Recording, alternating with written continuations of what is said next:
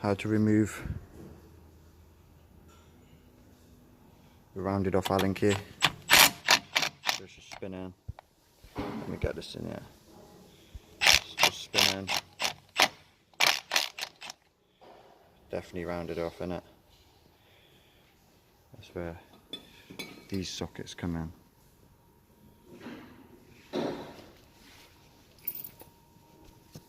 So for your rounded off Allen key bit,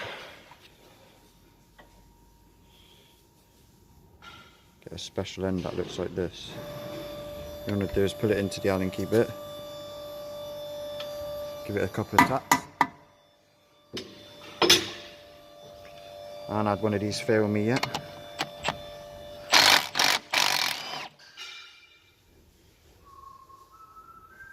They just grip rounded off bolts.